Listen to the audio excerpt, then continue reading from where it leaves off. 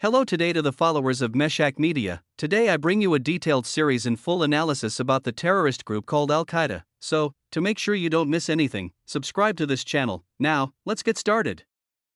Al-Qaeda, meaning the base in Arabic, is a global militant Sunni Islamist organization founded in the late 1980s by Osama bin Laden, along with Abdullah Azzam and other Arab volunteers who had fought in the Soviet-Afghan War. Emerging from the chaos of that conflict, the group originally aimed to defend oppressed Muslims and create a unified Islamic front. However, Al-Qaeda quickly transformed into one of the most dangerous terrorist networks in the world, dedicated to waging global jihad against what it perceives as the enemies of Islam, particularly Western nations and their allies. The organization's ideology is rooted in Salafi jihadism, a radical interpretation of Islam that advocates for the establishment of a global Islamic caliphate governed by strict Sharia law. Al-Qaeda believes that Western influence, especially from the United States, corrupts Muslim societies, and it considers violent resistance as not only justified but obligatory. This doctrine motivated numerous attacks across the globe. Al-Qaeda gained international notoriety after orchestrating the September 11, 2001 attacks in the United States, where 4 hijacked commercial airliners were used to strike the World Trade Center in New York and the Pentagon in Washington, D.C., killing nearly 3,000 people. This act reshaped global security policies and triggered the US-led war on terror. Before this, Al-Qaeda was also responsible for the coordinated bombings of US embassies in Nairobi, Kenya, and Dar es Salaam, Tanzania, in 1998, killing over 200 people and injuring thousands. These attacks highlighted the group's transnational capabilities and deep networks. Following the 9/11 attacks, Al-Qaeda became the primary target of US military operations, leading to the invasion of Afghanistan in late 2001. The Taliban, who had provided Al-Qaeda with a safe haven, were swiftly overthrown, and many Al-Qaeda operatives were killed or captured. However, the group's core leadership, including Osama bin Laden, evaded capture and relocated to the mountainous border region between Afghanistan and Pakistan.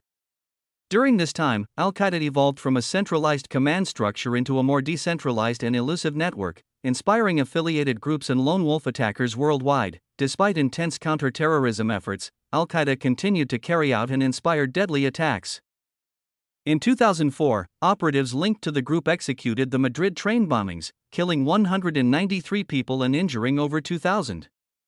In subsequent years, Al-Qaeda franchises such as Al-Qaeda in the Arabian Peninsula, AQAP, and Al-Qaeda in the Islamic Maghreb, AQIM, emerged, demonstrating the group's ability to adapt and expand its influence. These branches often operated independently, engaging in local conflicts while still adhering to the group's global jihadist vision. Osama bin Laden's death in 2011, at the hands of US Navy SEALs in Abbottabad, Pakistan, marked a symbolic victory in the fight against terrorism, but did not end Al-Qaeda's threat. Leadership passed to Ayman al-Zawahiri, a former Egyptian surgeon and jihadist ideologue, under whom the group continued its operations, though with reduced visibility compared to its peak years. Under Ayman al-Zawahiri's leadership, Al-Qaeda shifted its strategy from large-scale spectacular attacks to a more sustained and regionally focused insurgency model. Rather than solely targeting Western nations, Al-Qaeda affiliates began embedding themselves within local conflicts across the Middle East, North Africa, and South Asia. They capitalized on political instability and civil wars, especially in countries like Syria, Yemen, and Mali, to gain footholds and support. In doing so, Al-Qaeda repositioned itself as a defender of Muslim communities, seeking to rebuild its image after the global backlash from 9/11 and other mass casualty attacks. One of the most prominent branches, Al-Qaeda in the Arabian Peninsula, AQAP, became infamous for its attempts to attack Western targets using innovative methods. These included the 2009 underwear bomber plot and parcel bomb attempts in 2010. Meanwhile, Al-Shabaab in Somalia and AQAM in North Africa expanded their operations, conducting deadly attacks on both local and international targets. The decentralization of Al-Qaeda allowed these groups to act autonomously while still pledging allegiance to the core leadership and sharing ideological goals. Though Al-Qaeda's prominence was somewhat eclipsed by the rise of ISIS around 2014, especially during the Islamic State's caliphate era in Iraq and Syria, the two groups maintained a rivalry rooted in both strategy and ideology. Al-Qaeda criticized ISIS for its brutality and focus on sectarian violence, opting instead for a more calculated, long-term approach to building influence. This distinction helped Al-Qaeda retain loyal followers, particularly among communities disillusioned by ISIS's collapse. Despite facing intense military pressure, Al-Qaeda has demonstrated remarkable resilience through adaptability and strategic patience. Its leaders have deliberately avoided direct confrontation with powerful adversaries when necessary, opting instead to embed their influence within local populations and insurgent movements. In Syria, Al-Qaeda's former affiliate, Jabhat al-Nusra, later rebranded as Hayat Tahrir al-Sham, sought to present a more pragmatic image by cooperating with other rebel groups and distancing itself publicly from Al-Qaeda's global agenda, though ideological ties remained beneath the surface. Al-Qaeda's ability to embed itself in regional struggles has allowed it to remain relevant in a multipolar jihadist landscape. In West Africa, groups aligned with Al-Qaeda have established strongholds in the Sahel region, exploiting weak governance and ethnic tensions.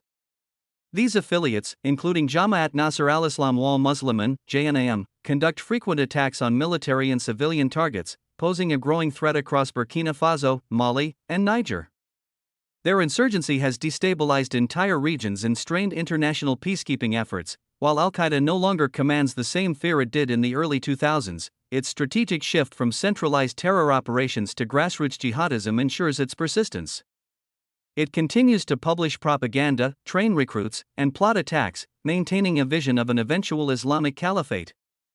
Though less visible in Western media, intelligence agencies regard the network as a long-term threat, especially due to its capacity to inspire lone actors and adapt to geopolitical changes.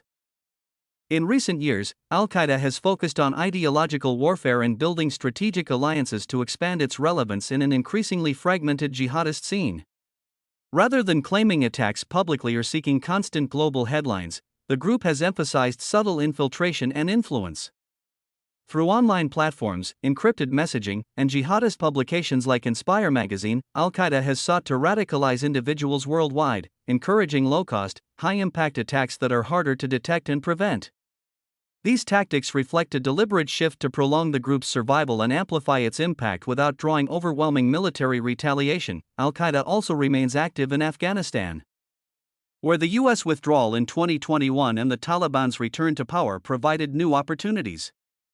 Although the Taliban has pledged to prevent terrorist groups from operating on Afghan soil, ties between Al-Qaeda and senior Taliban members reportedly persist. U.S. and allied intelligence have warned of the potential for Al-Qaeda to re-establish training camps and use Afghanistan as a safe haven once again.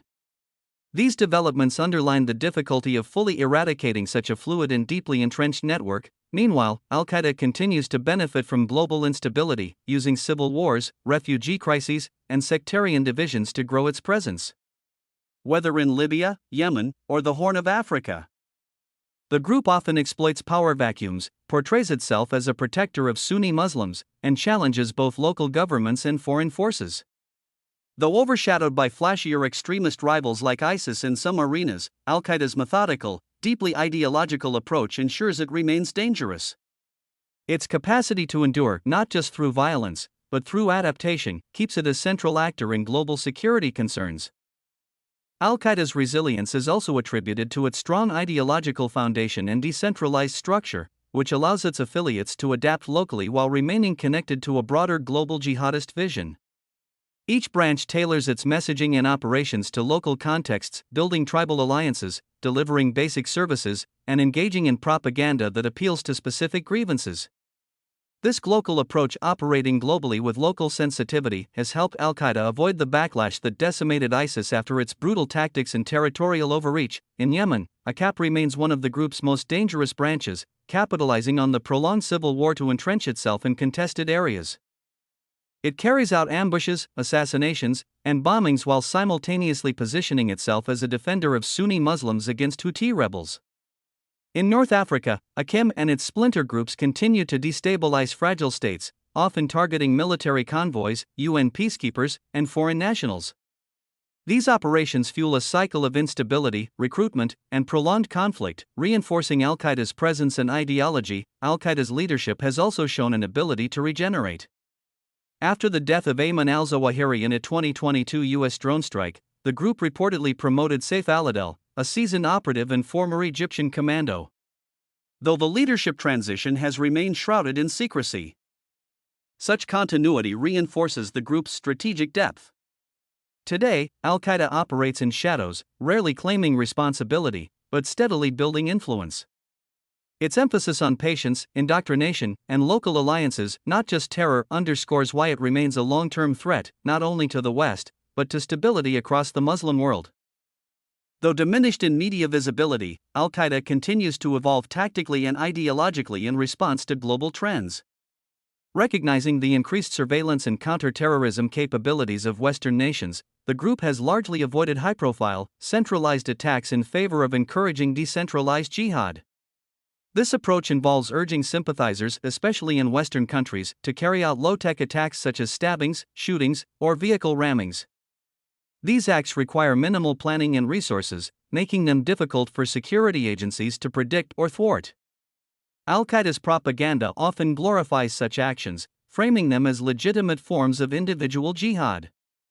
Al-Qaeda's influence also persists through its robust media arms, which produce videos, sermons, and publications that continue to attract recruits and maintain ideological loyalty.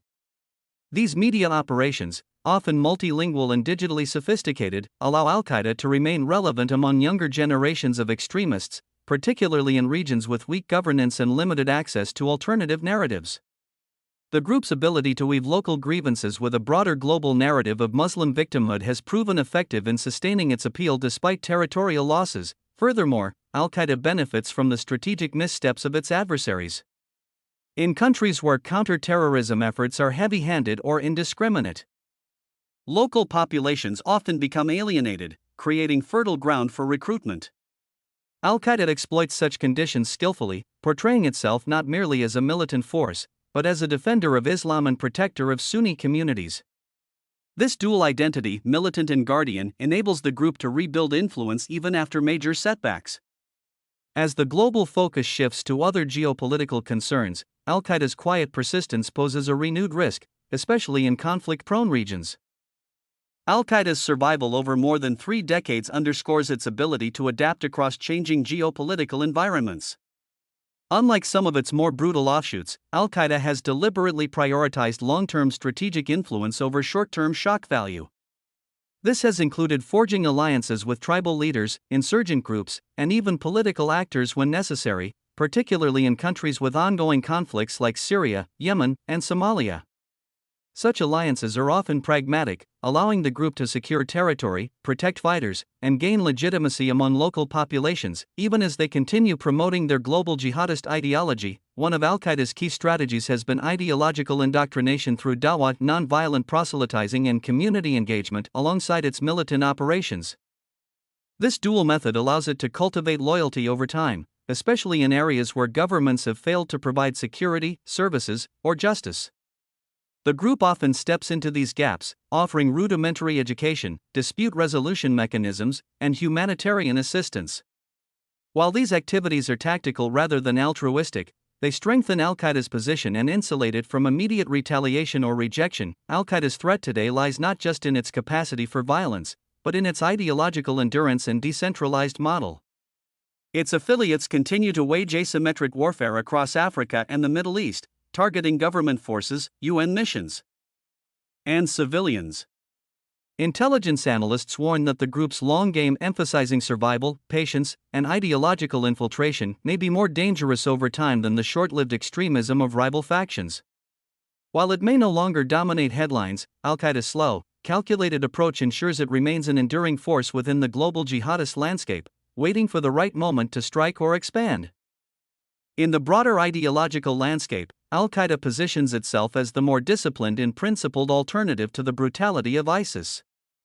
While both groups share similar long-term goals, establishing a global Islamic caliphate governed by strict Sharia law, Al-Qaeda accuses ISIS of recklessness, declaring its violent excesses as harmful to the image and progress of jihad.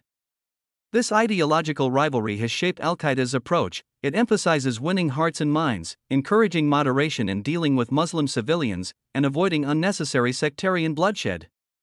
This has helped Al-Qaeda retain credibility in regions where ISIS alienated populations through harsh rule and mass executions. Al-Qaeda's strategy also involves exploiting the failures of democratic and autocratic regimes in Muslim-majority countries. Corruption, repression, poverty, and foreign military interventions provide fertile ground for its recruitment campaigns. In such environments, Al-Qaeda portrays itself as the only legitimate resistance to tyranny and foreign domination. This narrative resonates particularly with disillusioned youth who see no future in their existing systems and are drawn to the promise of purpose and identity that jihadist movements offer. Moreover, Al-Qaeda has cultivated a narrative of resilience and religious authenticity. Through carefully crafted statements and speeches, its leaders present the organization as the rightful bearer of jihadist tradition, contrasting their perceived patience and wisdom with the haste of rival factions. Even in the face of leadership losses, drone strikes, and financial disruption, Al-Qaeda frames its endurance as divinely guided, a test of faith rather than a sign of weakness. This perception allows the group to inspire loyalty among followers who see themselves as part of a righteous, multi-generational struggle against oppression and unbelief. Today, Al-Qaeda remains a complex and multifaceted threat that extends beyond conventional definitions of terrorism. Its network includes a range of affiliates and allies embedded within local conflicts across the Middle East, North Africa, and South Asia, each adapting to their unique environments while upholding the group's core ideology. The leadership continues to issue calls for global jihad, emphasizing patience and pragmatism over impulsive violence. This strategic patience allows Al-Qaeda to outlast adversaries and re-emerge stronger when opportunities arise. The group's longevity is also linked to its capacity for ideological evolution.